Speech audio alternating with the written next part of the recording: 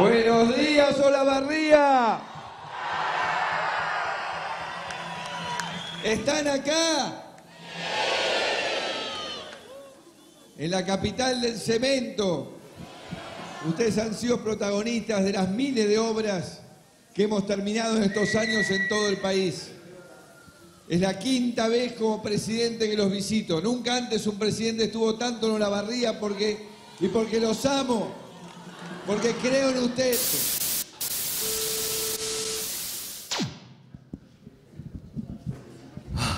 Porque los amo. Claro. 5 veces vino el presidente. 5. Nunca vino tantas veces un presidente de Olavarría. En tu cara. Scioli. No, Scioli vino como gobernador, no dijo nada. Pasaron las PASO. Pasaron las PASO. Y qué sensación de que ya está. ¿Para qué vamos a ir a votar otra vez? ¿No? Sí, totalmente. Ya está todo dicho. Es más, hablen con el presidente Alberto Fernández, decía. Claro. No sé, que se junte con el FMI. Esto es culpa de ustedes, que no, No saben votar. que no saben votar. Claro. Voten bien, decían, ¿viste? No escucharon nada. Al final no entendieron nada. No. Pasaron la PASO, Alberto Fernández ganó bien, cómodo. Cómodamente. La Para sorpresa sorpresa de fue muchos. la Axel Kicillof y arrancó una campaña que muchos decían, ¿para qué? Si ya está. Y no estaba nada. Empezó a jugar el poder. Se empezó a mostrar más que a jugar, Sí. ¿no? Ese poder que queda ahí oculto, que muchas veces en este vínculo de la política con las personas, en este vínculo de la política con la sociedad, muchas veces no se advierte, ¿no? Da la sensación, que es los políticos, nosotros, ¿no? Y se terminó.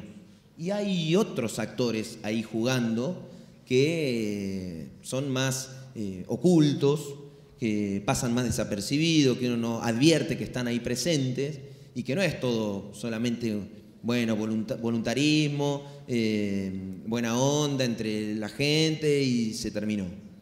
Hay otros actores ahí jugando que empiezan a operar. De golpe no estaba tan mal que haya ganado Alberto Fernández. Me parece que nos faltó criticar un poquito más. Sí. Estos periodistas son un desastre. Tal vez No hay que ser periodista. no me di cuenta de algunas cosas que pasaban, ¿no?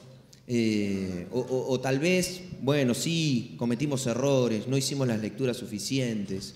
Y bueno, y también la campaña que empezó con lo que veíamos recién, era un sí se puede, una campaña, no sé si agresiva, pero por lo menos no dándose por vencido. Ni aún vencido. Ni aún vencido. Exactamente. Empezamos a encontrar algunos gestos del poder real en algunas personas. Digamos, lo escuchamos de mucha gente, desde el periodismo, pasando por los empresarios, pasando por un montón de lugares, pero quisimos simbolizarlo en 2 personas. Yo, por lo menos. Creo que vos también, porque coincidimos. Sí, porque hicimos este espectáculo juntos. Yo no lo quiero citar porque me parece que... Sí. Me parece que citarlo así textual, que lo diga yo, le va a perder peso. Le pierde sorpresa. Yo prefiero que lo diga él. ¿Que lo diga él? Sí. Bueno. Que lo diga él. A ver si lo puede decir.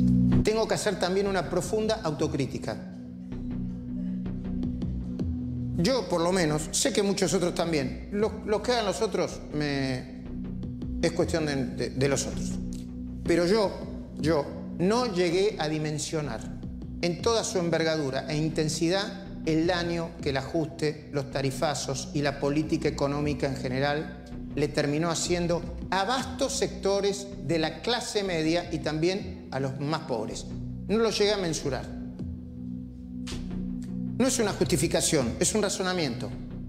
Yo, supongo que otros también, pero yo por momentos me dejé llevar por la mala reacción que me producía ver a muchos medios y a muchos colegas míos exagerando siempre la situación,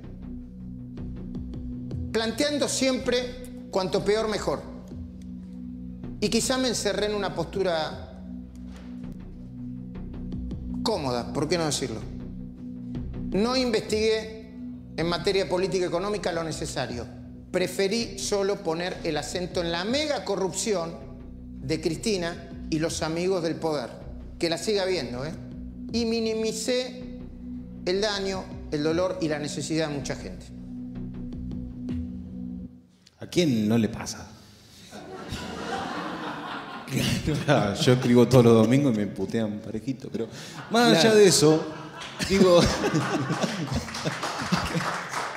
Se te No es escapa, fácil ser se te periodista. escapa, obvio. Se te escapa Cualquiera los puede detalles. ser periodista. Bueno, más allá de eso, digo, empezaron a haber gestos... Perdón, Algunos no- digo, sí. que grave, ¿no?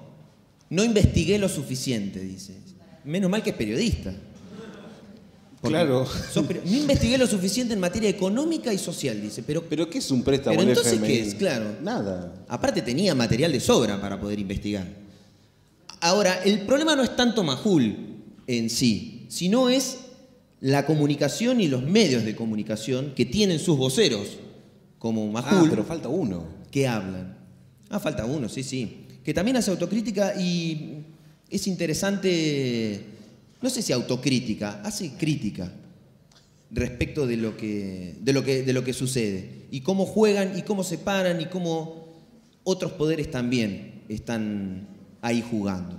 Vamos a chusmear a ver qué decir. No estamos tan arrepentidas de habernos arrepentido, ¿no? De lo que dijimos. No estamos tan convencidas. Déjame que te haga una última pregunta. ¿Vos crees que con la elección del 11 de agosto cambiaron los tribunales, los jueces, los fiscales? ¿Se volvieron más sensibles con respecto al peronismo o a estas clases de investigaciones que involucran a figuras del peronismo? Mira, yo te contesto con algo que me involucra, si querés, ¿no? Y que es decir, la justicia es absolutamente permeable, ¿no? A los humores de la sociedad y a los valores y a, si querés, las predilecciones, ¿no? Y es permeable, como somos los periodistas, ¿no? También, si querés. Y también hubo en algún punto algunos cambios después del 11 de diciembre respecto al periodismo. Algunos colegas también. Claro, ¿entendés? Entonces, si nos pasa a nosotros, ¿no? A los periodistas, que nos deja influir. Pero es más grave cuando los Obviamente. porque ellos pero administran justicia, Sin ¿no? duda, porque, digamos, es el ADN. Eso- ¿Quién no? ¿Quién no cae ¿Quién? quién es juez y dice, bueno, ¿no? Yo soy del Poder Judicial, bueno, qué sé yo, no da ahora. Ahora no da. Me parece que lo que expone ahí es explicita, digamos, cómo nadie es inocente. No es inocente el periodismo, que genera opinión, no es inocente el Poder Judicial, lo admiten. Y Joaquín Morales Solá dice, bueno, pero igual es más grave lo de la justicia que lo que hacemos nosotros. Digamos Obvio. que termina diciendo eso. Como que dice, claro. bueno, pero ellos imparten justicia, nosotros,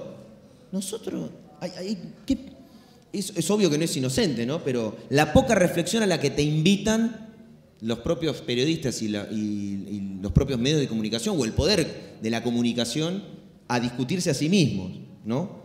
De hecho, pegan el grito en el cielo cuando alguien dice que va a intentar analizar o evaluar el rol de la información. Tratar de poder ser un poco más crítico de dónde viene, quién lo dice, cómo lo dice. Y ahí es donde arranca el poder real. Digo, los empresarios, también, obvio, y casi que principalmente, cómo empiezan de golpe, yo a Alberto Fernández lo fui a ver a la cancha Argentino Junior cuando debutó, viste cómo pasó con Maradona. Todos conocían a Alberto Fernández, todos eran amigos de Alberto Fernández, todos sabían que iba a andar bien, después del 11 de agosto, digo, tampoco es que descubrieron América. Entonces, digo, cuando uno ve un resultado electoral, el contacto con la gente, las luchas, hoy están bastante claros y creo que lo han dejado en claro al momento de no solo de ratificarse la presidencia, sino todo lo que tiene que ver con los discursos y los gestos en esto de tender puentes con la grieta, de que hay otras urgencias. Está claro que, y lo han dejado muy explicitado, la gente tiene que comer. Pero también hay que empezar a discutir algunas cuestiones, no solo vinculadas al periodismo, sino también a la justicia. Y creo que en el discurso del 10 de diciembre fue bastante claro en torno a la AFI, en torno a cómo llegan los jueces a ser jueces, cómo llegan los fiscales a ser fiscales, cómo la justicia se ordena de modo tal que después empieza a aparecer esto de cómo digitan según los vientos políticos del momento. Digo, no es inocente el discurso de Juntos por el Cambio en la actualidad de que ahora largan a todos los kirchneristas. Ahora Budúa podría tocar con el de la Mancha de Rolando. Que debe haber vuelto, porque viste que se dijo que se iba y ya pasó. El próximo No Canten de Política va a estar La Mancha de Rolando con Amado Budú. Claro. Sí. ¿De Juntos por el Cambio no canta nadie? Gabriela. ¿No te acordás cuando asumieron allá sí. por el 10 de diciembre del 2015? Bueno, y de ahí esa era la sorpresa. Ahora, en este planteo de la separación entre las personas y la política, ¿cómo juegan también los poderes el hecho de que no forman parte muchas veces de las propias discusiones, ¿no? de la sociedad? Es este enfrentamiento entre políticos y sociedad y personas y pueblo, y no advertir cómo juegan algunos otros actores, y que son los que consumimos todos los días, porque nuestras opiniones, nuestras reflexiones, nuestros análisis y nuestras decisiones electorales y políticas, ¿no? Y nuestros sentidos diarios también son construidos por esta información que consumimos, que no es exclusivamente de la comunicación o de los medios de comunicación. Están los poderes financieros, los poderes económicos, los poderes políticos extranjeros, ¿no? Y eso cuesta que esté en la discusión cotidiana, y ahí es a donde también uno tiene que pensar que porque tiene que reconocerse que es un poquito quemapelos con uno mismo, todo el tiempo estar consumiendo, lee los diarios, se junta con amigos que le gustan de hablar de política y habla, y después, claro, hay gente que no hace eso. No. Hay gente que vive, ¿no? Claro. Entonces, y la política no es para los que discuten de política todo el tiempo, es para todo el mundo, quienes discuten de política y quienes no discuten de política. Ahora, ¿quién representa a quienes no discuten de política a la hora de acercarse a plantearles proyectos, ideas, temas, soluciones?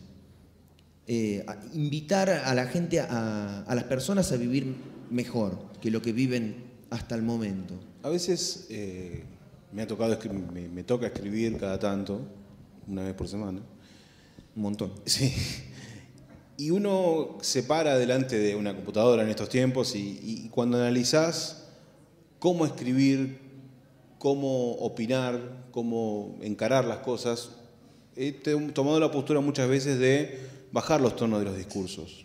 Digo, cuando uno le habla a la gente que consume política, digo, el que consume política lo va a hacer de todos modos. Digo, y ha habido mucho esta crítica de no tener ser el intelectual que te marca. Sí, para poder llegar a la conclusión de, no entendés nada. Claro, digo, como que uno estuviese buscando eso, terminás un jeroglífico que no se entiende nada, digo, y a veces hay que explicar un poco las cosas, digo, hay que un poco terminás siendo un docente de temas políticos, en el cual la gente no le importa, no le interesa, o quizás no lo entiende, porque quizás sí le interesa, pero no lo entiende.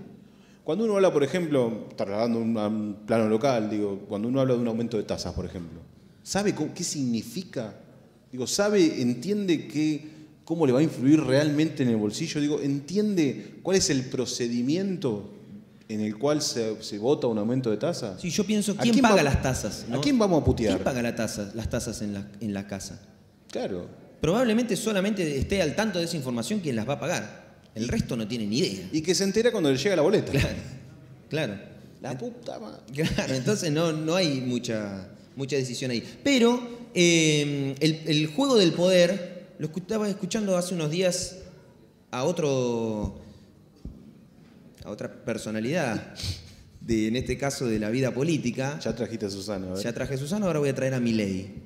Bien, me gusta. ¿Te gusta? Sí. Sí, te cae bien. Bien, tiene pelo. Milei decía... tiene pelo, claro. Ya es todo para vos. Para mí ya es mucho. Milei decía, el problema de la Argentina, por no decir casi del mundo, son los políticos, dice. Son los políticos los que nos roban con esa mentira de la justicia social. Y así todo efervescente lo dice, ¿viste? Así enojadísimo. Sí, que le sale rabia casi por la boca. El gran problema son los políticos. Hay que terminar con los políticos, dice. Son ese cáncer, bueno, pero así. Pero no es tanto lo que diga Milei lo que me sorprende, sino que hay gente que lo escucha y está de acuerdo con lo que dice. Está de acuerdo que el problema son los políticos que hay que eliminar la política. Es un reproductor de este discurso de la antipolítica, es un reproductor del discurso de que hay que eliminar. Lógicamente el tipo vende que hay el liberalismo, que hay que ser liberal y que la política no tiene que intervenir. Es la ruptura absoluta de la construcción de comunidad, ¿no? Porque él lo que dice, esto es mío, me lo gané yo y lo otro no es justo.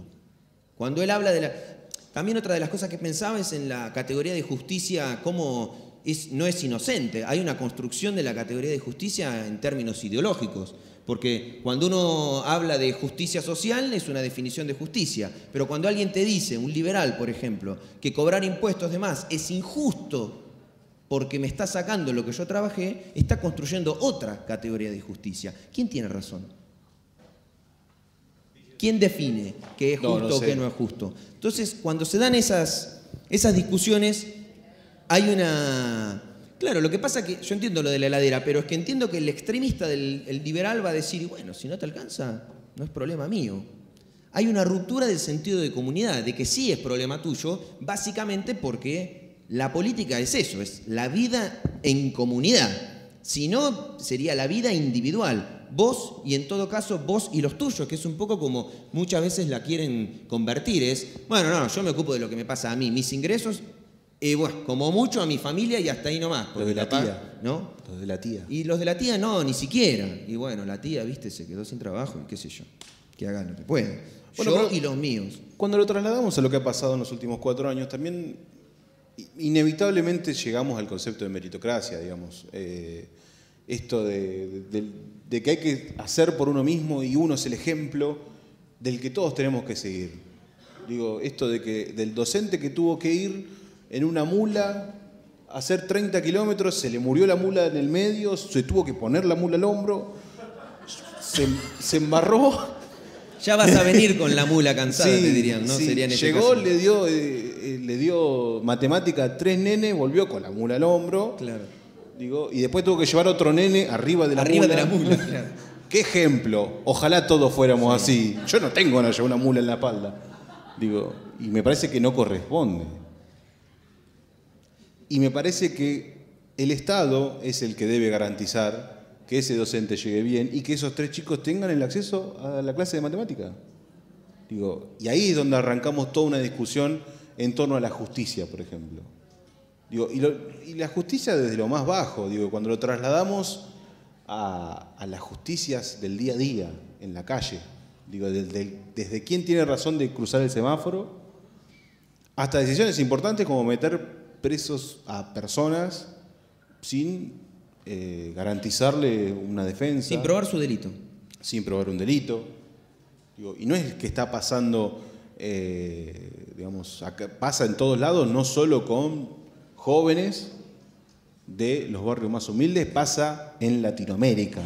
Pregúntenle a un muchacho, ¿cómo es el de Brasil? ¿Bolsonaro? No, sí, pero un Bolsonaro te va a contar la historia al revés. Claro. A Lula. Digo, bueno, sí, me pusiste el ejemplo contrario. A Lula, que termina preso por un delito que nunca fue probado y estuvo preso 1 año y medio. El muchacho tuvo Bueno, eso también es el poder, ¿no? Cómo juega el poder y cómo muchas veces no se advierte ese juego del poder. Pero bueno, me parece que es importante referenciarlo y un poco también el espíritu de todo esto es la reivindicación de la política frente a los discursos que intentan que no se hable de la misma y que me parece que el poder también busca que no se hable de política, porque si el conjunto de la sociedad hablara de política sin discutir, sin el conflicto agresivo, sino con el conflicto lógico de la confrontación de ideas, perdería. Perdería porque entiendo que no es que hay mala voluntad en torno a la discusión política. El problema son los fanáticos, pero también hay que ver cómo se construyen esos fanáticos, si es una construcción tal vez que justamente se hace en términos mediáticos, se construye como tal, si también es el fanático que se construye como tal porque se siente cada vez más acorralado frente a las discusiones que se le plantean en términos sociales. Cuando vos te sentís agredido constantemente, bueno, capaz que también es parte de una reacción ante esa agresión. encerrarte en tu propio discurso y decir, bueno, yo me quedo acá, me junto con esto, no me quiero juntar con los otros. Y hay una derrota absoluta ahí, sobre todo de la comprensión de ese otro, de esa otra persona, para entender cómo piensa. Perdemos mucho contacto con la realidad y creemos que la realidad es lo que nos pasa a nosotros y a nuestro grupo, ¿no? Esto que hablábamos hace un ratito. Entonces me parece que el poder tiene un rol ahí que nos lleva a esa ruptura de comunidad que nos permite distanciarnos de lo que le pasa a un tercero, a una tercera persona. Para eso vamos a hablar del mito de la hidra de Lerna. Esto es de la mitología griega. Tomá, yo traje de Wikipedia. Como Muy vos. bien. ¿Viste? Yo estudié. Se ve que ¿cuánto te sacaste? Eso no importa. Viste que hay un meme que anda diciendo, te sacaste un 10, pero te saco 3 para dárselo al de al lado que no le alcanza. Excelente meme, me parece. Para mí es excelente en el objetivo que tiene, que es perverso el objetivo. Pero como meme es excelente. Un día vamos a hacer un no meme de política. No meme. ¿Qué sé yo? Claro. ¿Me dejás, boludo? Estoy buscando esto. Perdón. Gracias. Bueno, como le decía, vamos a hablar del mito de la hidra de Lerna. Digo que en la mitología griega era un antiguo y despiadado monstruo acuático en forma de serpiente, el cual contenía numerosas cabezas. Una de sus características era que cuando una de sus cabezas era cortada, crecían 2 más en su lugar con la misma rapidez, lo cual hacía imposible a cualquier humano o semihumano matarla. Tenía su guarida en el lago de Lerna, en el golfo de la Argólida. Bajo estas mismas aguas, la hidra cuidaba la entrada al inframundo. La leyenda cuenta que al llegar al pantano donde estaba la hidra, Hércules cubrió su boca y nariz con un paño para así poder protegerse de la respiración venenosa de la hidra. Hércules le tiró flechas de fuego para sacar a la bestia de su guarida, la enfrentó, pero todo resultaba en vano. Cuando Hércules se convenció que no podía vencer a la bestia con ninguno de los métodos convencionales, pidió ayuda a su sobrino y éste le propuso quemar los cuellos de la misma para así impedir que crezcan sus cabezas. De esta manera, mientras Hércules cortaba cada cabeza de la hidra de Lerna, el sobrino las iba quemando una por una hasta terminar con la última, la principal, llamada la Inmortal, la cual aplastó con una gran rosa que estaba en el camino sagrado situado entre Lerna y Elea. Luego Hércules quemó todas las cabezas caídas para evitar que vuelvan a crecer. El poder real puede reproducirse, cambiar, condicionar, traicionar, engañar, crecer. ¿Es posible pensar el poder real como la hidra? Tal vez sirva pensar al poder real como serpiente y al fuego como verdad.